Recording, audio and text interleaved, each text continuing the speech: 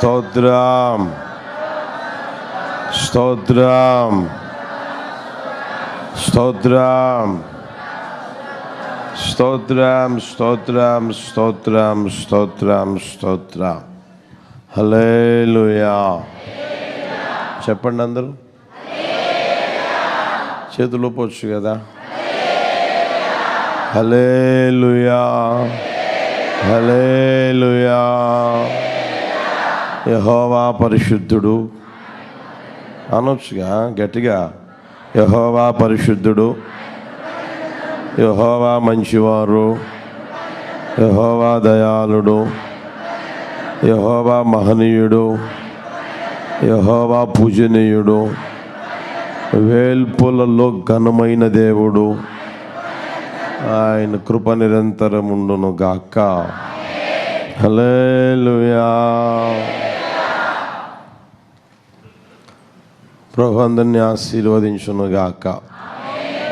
మన ప్రభు అయిన యేసుక్రీస్తు వారి శ్రేష్టమైన నామంలో కూడి వచ్చిన మీ అందరికీ నా హృదయపూర్వకమైన వందనాలు, స్తోత్రాలు. అందరికీ వందనాలు. కొద్ది సమయం దేవుని మాటలు విందాం. కొరింథీయులకు వ్రాసిన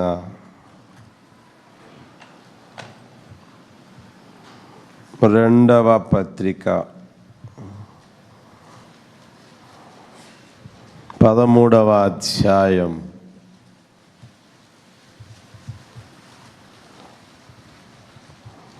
5వ వచనం. అందరూ తీయండి. తీసారా? నేను చదువుతాను, చూడండి.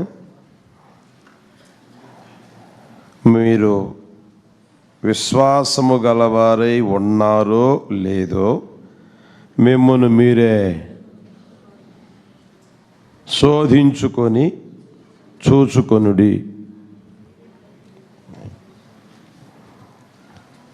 మిమ్మును మీరే పరీక్షించుకొనుడి. మీరు కాని ఎడల యేసుక్రీస్తు మీలో ఉన్నాడని మిమ్మును గురించి మీరే ఎరుగరా. ఇప్పుడు అందరం చదువుదామా గట్టిగా, బిగ్గరగా. మీరు విశ్వాసము గలవారై ఉన్నారో లేదో మిమ్మును మీరే శోధించుకొని చూచుకొనుడి. మిమ్మును మీరే పరీక్షించుకొనుడి. మీరు కాని ఎడల యేసుక్రీస్తు మీలో ఉన్నాడని మిమ్మును గూర్చి మీరే ఎరగరా. మనకు అన్వయించుకొని చదువుదామా.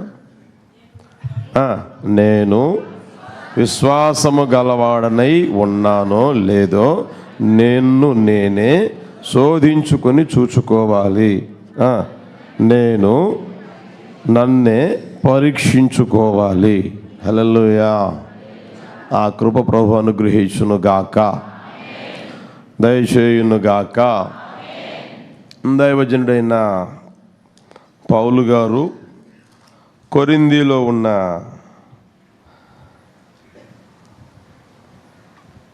దేవుని సంఘానికి,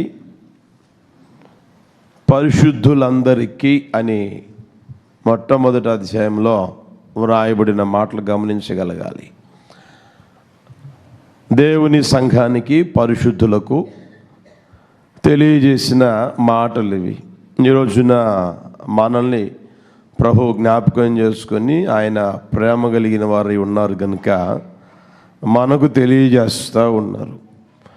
మీరు విశ్వాసము గలవారై ఉన్నారో లేదో మిమ్మును మీరే శోధించుకొని చూచుకొనుడి. మిమ్మును మీరే పరీక్షించుకొనుడి అని తెలియజేస్తూ ఉంది దేవుని వాక్యం. మనమందరం ఎవరమయ్యా అంటే యేసు ప్రభుని నమ్మి నడిపించబడుతూ ఉన్నవారం, విశ్వాసులము అని చెప్పుకుంటూ ఉన్నవారం, అనిపించుకుంటూ ఉన్నవారం.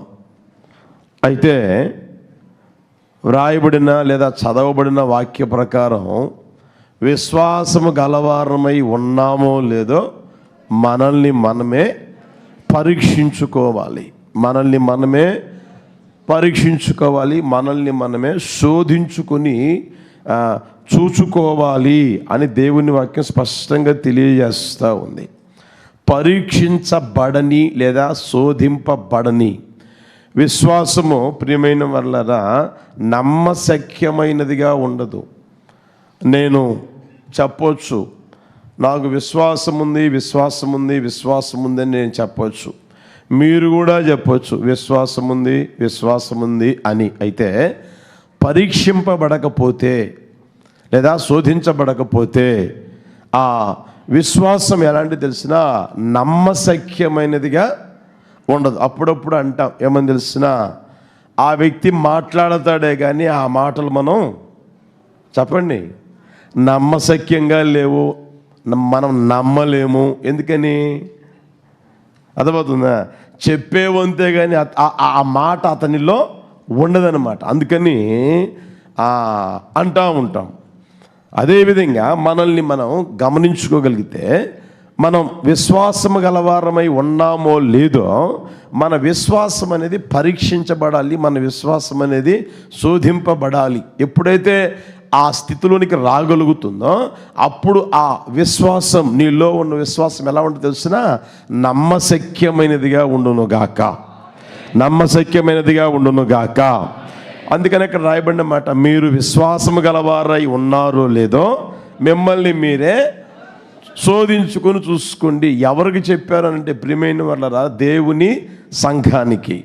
అంత మాత్రమే కాకుండా రాయబడిన మాట పరిశుద్ధులందరికీ అని రాయబడింది. అంటే దేవుని సంఘములో ఉన్నవారైనా పరిశుద్ధులుగా పేరు పెట్టబడిన వారిలోనే అయినా విశ్వాసము అనేది పరీక్షింపబడని పరిస్థితుల్లో ఉన్నట్లుగా ఆయన గమనించి ఆ మాటలు తెలియజేయడం జరిగిందని ప్రియమైన వల్ల మనం గుర్తెరగలిగిన ఆ పరిస్థితిలోనికి రాగలగాలి. లోకంలో మీరు గమనించండి, ఏదైనా సరే ముందు తయారు చేసిన తర్వాత ఏం చేస్తారంటే పరీక్షిస్తారు. ఇప్పుడు ఈ టేబుల్ మీద ఈ ఫ్లాస్క్ ఉంది, ఇది తయారు చేయబడిన వెంటనే పంపించేశారు, మార్కెటింగ్ చేయరు. ఇది నేను తయారు చేశాను కదా, ఇది 8 గంటలు వేడి నీళ్ళు పోస్తే వేడిగా ఉంటుంది, లేదా చన్నీళ్ళు పోస్తే చల్లగా ఉంటాయి అని అనుకొని ఆ వ్యక్తి తయారు చేసిన తర్వాత టెస్ట్ చేస్తారు, పరీక్షిస్తారు. దీన్ని పరీక్ష చేయకుండా మార్కెటింగ్ చేయరు ప్రియమైన వాళ్ళ. అదేవిధంగా మీరు చూడండి, విమానాలు ఉన్నాయి, విమానాలు తయారు చేసిన వెంటనే మనుషులను ఎక్కించి పంపిస్తారా? అలా పంపించారనుకోండి ఏమవుతుంది? ఆలోచన చేయండి. ఈ మధ్య కూడా మనం చూడగలిగాం, అర్థమవుతుందా? అదేదో లోపం వచ్చిందని ఆ వ్యక్తి అర్జెంటుగా దించేశాడు కాబట్టి అందులో ఉన్న 60 మందో లేకపోతే 160 మందో 140 మందో బతికి బట్టగడతా ఉన్నారు. ఒకవేళ అది ఆ వ్యక్తి పరీక్షించలేదు, శోధించలేదు తెలుసుకోలేదు అనుకో, ఏమయ్యేది? పరిస్థితుల్లో దారుణంగా మారిపోయి ప్రియమైన వాళ్ళరా. అదేవిధంగా ఏదైనా సరే గమనించండి, అది విమానమా లేకపోతే ఇప్పుడు మన కంటికి కనిపిస్తున్న ఈ బాక్సా లేకపోతే ఆ ఏసీనా లేకపోతే స్క్రీనా లేకపోతే ఈ బాక్స్లో, అవి ఏవైనా సరే మొదట ఏం చేస్తారు అంటే తయారు చేసిన వెంటనే పరీక్షిస్తారు. ఇది ఎలా పనిచేస్తుంది, మనం అనుకున్నట్లుగా ఇది ఉందా, మనం ఏ క్వాలిటీ కోరుకుంటా ఉన్నామో, ఏ విధంగా ఉండాలని ఆశపడతా ఉన్నామో అలా ఉందా లేదా అని ప్రతిదీ పరీక్షిస్తారు ప్రియమైన వాళ్ళరా. ఇప్పుడు 5 స్టార్ హోటల్ ఉందనుకోండి, ఆ హోటల్లోనికి మనం తినేదానికి వెళ్తాం. తినేదానికి వెళ్ళినప్పుడు అక్కడ తయారు చేసిన వెంటనే నీ ముందు పడేయరు. అక్కడ ఆ వ్యక్తి ఉంటాడు, టెస్టింగ్ చేసే వ్యక్తి ఉంటాడు. ఆ వ్యక్తి స్పూన్ అలా తీసుకొని టేస్ట్ చూసిన తర్వాతే మన దగ్గరికి తీసుకొని వచ్చి పెడతాడు. లేకపోతే ఆ హోటల్కి చెడ్డ పేరు, లేకపోతే ఆ హోటల్కి ఏమండి పొయ్యాంగాను బాగలేదండి అని ప్రచారం చేశారనుకోండి, ఎలా ఉంటుందో గమనించండి. అందుకనే అన్ని విషయాలలో ఏం చేస్తారు అంటే పరీక్ష చేస్తూనే ఉంటారు. ఇప్పుడు జాబ్ కోసం జాబ్ ఎంతకాలం చేస్తే ఒక 30 సంవత్సరాలు చేస్తారేమో, లేకపోతే 40 సంవత్సరాలు చేస్తారేమో, అంతే కదా. 20 సంవత్సరాలకు వచ్చిందనుకోండి, లేదా 23 సంవత్సరాలకు ఉద్యోగం వచ్చిందనుకోండి, ఒక 40 సంవత్సరాలు చేస్తారేమో.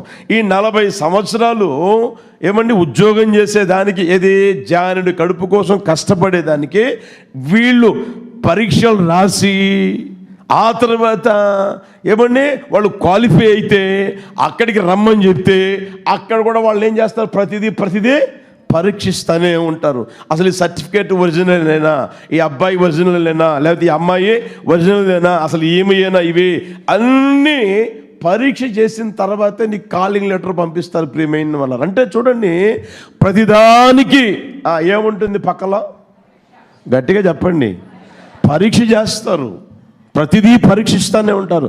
అదేవిధంగా మన విశ్వాసము కూడా ఏ స్థాయిలో ఉంది, ఏ స్థితిలో ఉంది అనేది కూడా పరీక్షించబడతా ఉంటుంది. దేవుడు అంటాడు ఏమండి, మిమ్మల్ని మీరే పరీక్షించుకోండి.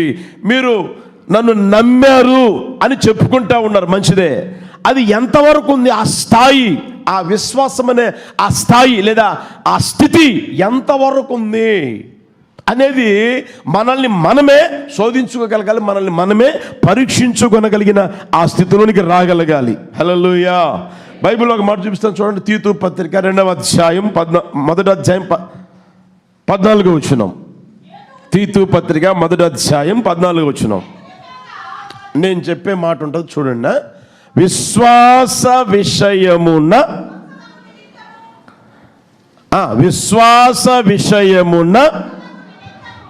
అందరు చదవచ్చు కదా, ప్లీజ్ దయచేసి చదవండి.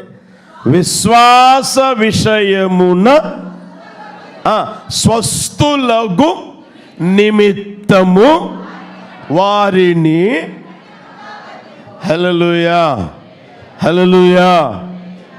వాయిస్ రాట్లా చూడు, వాయిస్ పెంచు, బేస్ వస్తుంది, బాగుంది, వాయిస్ పెంచుకో చాలు. హల్లెలూయా. ఎక్కువైంది, షార్ప్ ఎక్కువైంది. విశ్వాస విషయమున బాగుపడ నిమిత్తము, విశ్వాస విషయమున స్వస్థులకు నిమిత్తము అని రాయబడింది. ప్రియమైన వాళ్ళరా, విశ్వాసం ఏం కావాలి అంటే రోజు రోజుకి బాగుపడతా ఉండాలి, రోజు రోజుకి చెడిపోతూ ఉండకూడదు, రోజు రోజుకి బాగుపడతా ఉండగలగాలి. ఆ విశ్వాసం స్థిరమైనదిగా మార్చబడగలగాలి. ఆ విశ్వాసం ప్రియమైన వాళ్ళరా మనం ఆలోచన చేయగలిగితే అది నిష్కపటమైన విశ్వాసంగా మార్చబడగలగాలి, అది స్థిరమైనదిగా మార్చబడగలగాలి. ఏమంటే ఆ తర్వాత కపటం అనేది లేకుండా నిష్కపటమైన విశ్వాసంగా ఉండగలగాలి. ఆ విశ్వాసం ఏం చేయాలంటే రోజు రోజుకి వృద్ధిలోనికి వచ్చునుగాక, పెరుగునుగాక, విస్తరించునుగాక, అభివృద్ధి పదవులు నడిపించునుగాక. అందుకనే యేసు ప్రభు వారిని ఆయన శిష్యులు అడిగిన మాట ఏంటంటే, మా విశ్వాసము చెప్పొచ్చు కదా, గట్టిగా చెప్పండి. మా విశ్వాసము ఏం చేయాలి, వృద్ధి పొందించండి అని ప్రభువుని కోరుకున్నట్లుగా, అడిగినట్లుగా మొత్తం పెరుగుతుంది. హల్లెలూయా. చెప్దాం బిగ్గరగా, చేతులెత్తి చెప్పండి. హల్లెలూయా హల్లెలూయా. యేసు ప్రభువుని అడిగారు ఆయన శిష్యులు, ఏమని తెలిసినా, మా విశ్వాసము వృద్ధి పొందించండి, మా విశ్వాసము బాగుపడాలి, మా విశ్వాసము స్థిరమైనదిగా మారాలి, మా విశ్వాసం దినదినం వృద్ధిలోనికి రావాలి అని రాయబడిన ఆ మాటలు మనం గమనించగలం. యేసు ప్రభు వారు కూడా, దేవుడు కూడా ఏమంటే మీరు ప్రవక్తల పుస్తకాలు చదివేటప్పుడు కానీ ఆలోచన చేయగలిగితే, నా దగ్గరికి రండి, మీ విశ్వాసాన్ని నేను బాగు చేస్తా ఏమన్నాడు చెప్పండి. ఆ మాట ముందు పక్క దారుణంగా ఉంటుంది, భ్రష్టమైన పిల్లలారా అనే మాట ఉంటుంది. అందుకని ఆ మాట అనలా, నా దగ్గరికి రండి, నేను మీ విశ్వాసాన్ని బాగు చేస్తాను అన్న ఆ మాటలు ఆ దేవుని వాక్యంలో రాయబడి ఉండడం ప్రియమైన వాళ్ళరా మనం గమనించగలం.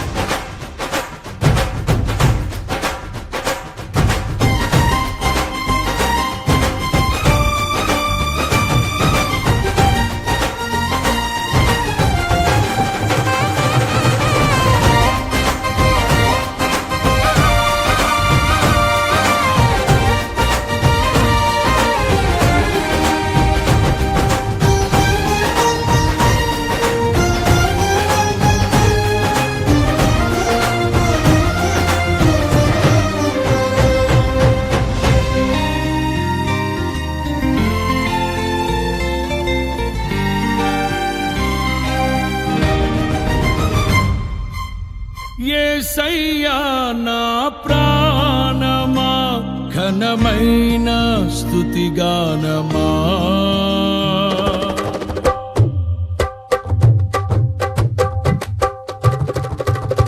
యేసయ్యా నా ప్రాణమా ఘనమైన స్తుతిగానమా. అద్భుతమైన నీ ఆదరణే ఆశ్రయమైన నీ సంరక్షణయే నన్ను నీడగా వెంటాడెను. నే ఆలయగా నడిపించెను. నా జీవమా నా స్తోత్రమా నీకే ఆరాధన. నా స్నేహము సంక్షేమము నీవే ఆరాధ్యుడా. యేసయ్యా నా ప్రాణమా ఘనమైన స్తుతిగానమా.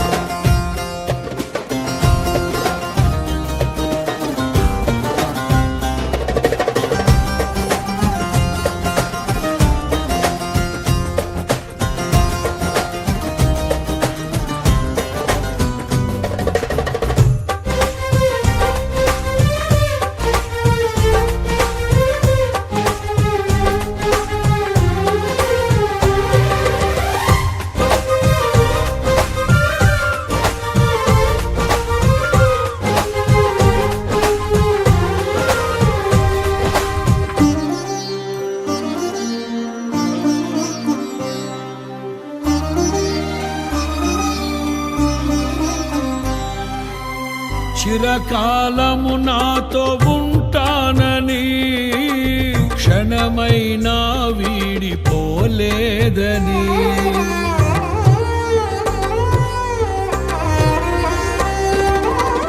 నీలో నన్ను చేర్చుకున్నావని తండ్రితో ఏకమై ఉన్నామని. ఆనందగానము నే పాడనా. ఆనందగానము నే పాడనా. ఏదైనా నాకున్న సంతోషము నీతోనే కలిగున్న అనుబంధమే. ఏదైనా నాకున్న సంతోషము నీతోనే కలిగున్న అనుబంధమే. సృజనాత్మకమైన నీ కృప చాలు. నే బ్రతికున్నది నీ కోసమే. సృజనాత్మకమైన నీ కృప చాలు. నే బ్రతికున్నది నీ కోసమే. యేసయ్యా నా ప్రాణమా ఘనమైన స్తుతిగానమా. యేసయ్యా నా ప్రాణమా ఘనమైన స్తుతిగానమా. అద్భుతమైన నీ ఆదరణే ఆశ్రయమైన నీ సంరక్షణయే నన్ను నీడగా వెంటాడెను. నే ఆలయక నడిపించెను.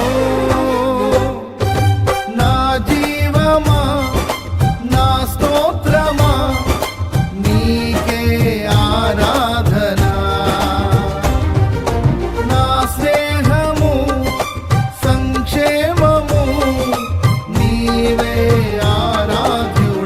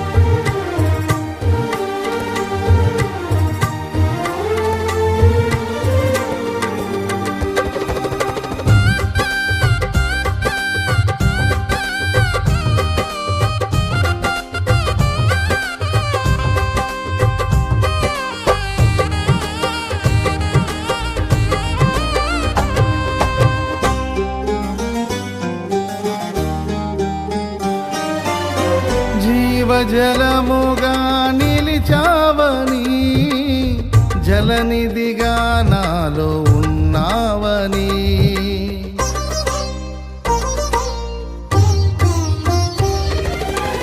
జనులకు దీవెనగా మార్చావని, జగతిలో సాక్షిగా ఉంచావని, ఉత్సాహగానమునే పాడనా, ఉత్సాహగానమునే పాడనా, ఏదైనా నీ కొరకు చేసేందుకు ఇచ్చితివి బలమైన నీ శక్తిని, ఏదైనా నీ కొరకు చేసేందుకు ఇచ్చితివి బలమైన నీ శక్తిని, ఇది ఏ చాలును నా జీవితాంతము, ఇలా నా కన్నీయు నీవే కదా, ఇది ఏ చాలును నా జీవితాంతము, ఇలా నా కన్నీయు నీవే కదా. యేసయ్యా నా ప్రాణమా, ఘనమైన స్తుతి గానమా,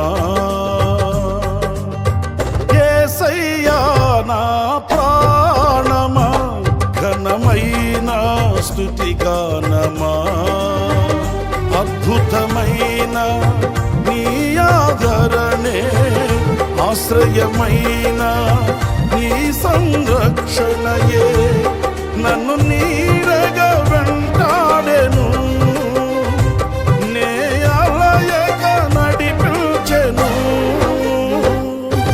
నా జీవమా, నా స్తోత్రమా, నీకే ఆరాధన. నా స్నేహము, సంక్షేమము, నీవే ఆరాధ్యుడా. యేసయ్యా నా ప్రాణమా, ఘనమైన స్తుతి గానమా.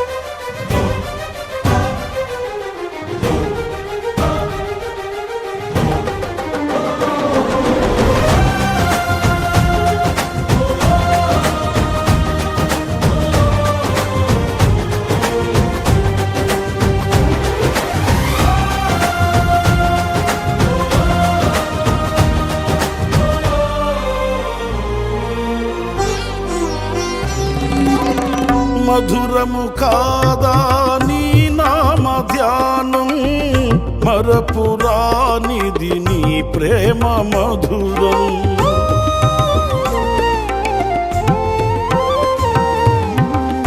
మేలు చేయుచు నన్ను నడుపు వైనం, క్షేమముగాన ఈ లోక పయనం. స్తోత్ర గీతముగానే పాడనా, స్తోత్ర గీతముగానే పాడనా, నిజమైన అనురాగం చూపవయ్యా, స్థిరమైన అనుబంధం నీదేనయ్యా, నిజమైన అనురాగం చూపవయ్యా, స్థిరమైన అనుబంధం నీదేనయ్యా. స్తుతుల సింహాసనం నీ కొరకేగా, ఆసీనుడవై నన్ను పాలించవా. స్తుతుల సింహాసనం నీ కొరకేగా, ఆసీనుడవై నన్ను పాలించవా. యేసయ్యా నా ప్రాణమా, ఘనమైన స్తుతిగానమా,